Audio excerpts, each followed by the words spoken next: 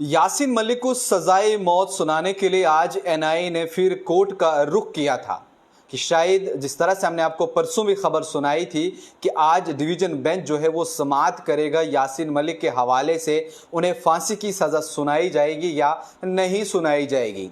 ऐसे में अब हाई कोर्ट की जानिब से नोटिस जो है वो जारी किया गया और डेट जो है वो मुलतवी की गई और अब 9 अगस्त को जो है फिर से कोर्ट समाअत करेगा और उस दिन अब फैसला सुनाया जाएगा क्या यासीन मलिक को सजाए मौत सुनाई जाएगी, उनको फांसी की सज़ा होगी या फिर उनकी सज़ा जो है जिस तरह वो उम्र कैद की सज़ा अभी काट रहे हैं या उन्हीं में उसको रहना पड़ेगा।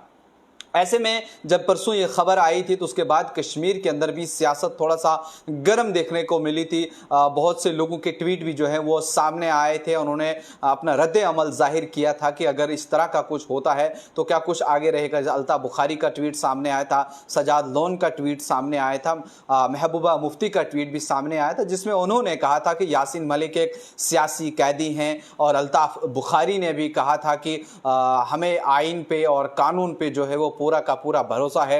सजाद लोन ने भी कहा था कि इस अमन को जो है वो खामोशी ना समझे। हो सकता है अगर यासीन मलिक को फांसी की सज़ा सुनाई गई तो तूफान भी उठ खड़ा हो सकता है। ऐसे में ये इन लीडर्स का कहना था। लेकिन जिस तरह यासीन मलिक अपनी उम्र कैद की सज़ा जो है वो जेल के अंदर काट रहे हैं, इससे पहले भी कई बार यासीन मलिक की पेशी जो है वो अदालत के सामने हुई थी और उससे सवाल पूछे गए थे कि जिस तरह के हालात कश्मीर के अंदर बने क्या आप उनके कसूरवार हैं। उनमें से कई सारे गुनाहों का जो है उन्होंने इकबाल जुर्म भी किया। उन्होंने कहा कि हाँ मैं इनका कसूरवार हूं और ख़ासकर उन पे जो जोर दिया गया है वो टेरर फंडिंग का मामला है कि कश्मीर में जितनी भी जो है टेरर फंडिंग हुई है वो यासीन मलिक के ज़रिए ही हुई है। और ख़ासकर 1990 में जब हालात ऐसे बने थे जब कश्मीरी पंडितों को वहाँ से निकलना पड़ा था, उस समय जो कत्लो हुई थी या पंडितों को उस समय निकाला गया था वहां से कश्मीरी पंडितों को उन्हें जम्मू आना पड़ा या दिल्ली जाना पड़ा, कुछ वहीं रह गए थे, कुछ निकल गए थे। और कहा जा रहा है कि सबसे ज्यादा खास हाथ जो है उसमें यासीन मलिक का था।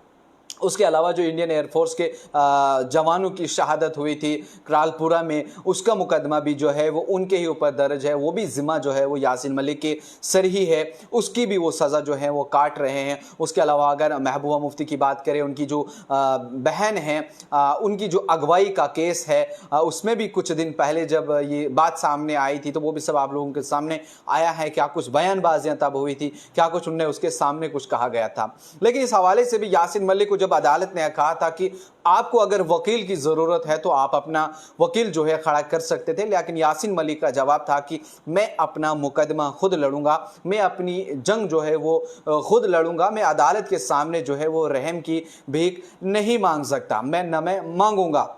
उसके बाद जो है उनके ऊपर कई सारे मुकदमा जो है कई दफ़ात के तहत जो है वो चल रहे हैं, जिसके चलते यासीन मलिक जो हैं वो अपनी सज़ा जो है वो काट रहे हैं।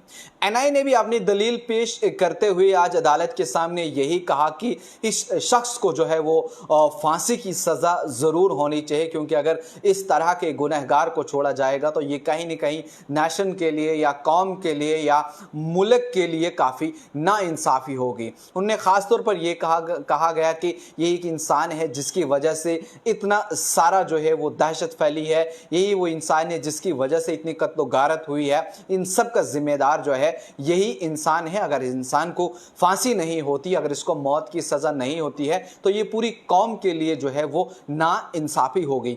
ऐसे में कुछ भाजपा के लीडरों के भी जो है वो बयाना सामने आए तो उनने भी कहा था कि पिछले 30 साल जो है वो बीत गए लेकिन किसी ने इसके ऊपर गौर नहीं किया, किसी ने इसके ऊपर बात तक नहीं की। लेकिन जब भाजपा की हुकूमत आई और उन्होंने इसके ऊपर शिकंजा कसा, पुराने जितने सारे केसेस हैं उनको खोला, अदालत के सामने रखा और यासीन मलिक को जो है अब सजाएं लगने लगे। यासीन मलिक को पहले साथ दिया जाता था, उसे कोई पकड़ता नहीं था, लेकिन अब चूंकि यासीन मलिक को जो है वो सलाखों के पीछे डाला हुआ है, वो अपनी उम्र कैद की सज़ा भी काट रहे हैं। लेकिन जिस तरह से अभी बयान सामने आया या अदालत के सामने एनआईए ने उनकी मौत की सज़ा जब सामने रखी, उसके बाद जो है थोड़ा बहुत कहीं ना कहीं हड़कंप जो है वो देखने को मिला, सियासत जो है वो गर्म थोड़ी बहुत देखने को मिली। लेकिन अब चूंकि आज डिवीजन बेंच ने जो है वो समाअत करी और सबको शायद आज इंतज़ार था कि शायद आज यासीन मलिक के हवाले से कोई बड़ा अपडेट आएगा उनको शायद आज फांसी की सज़ा सुनाई जाएगी, उनकी मौत की सज़ा आज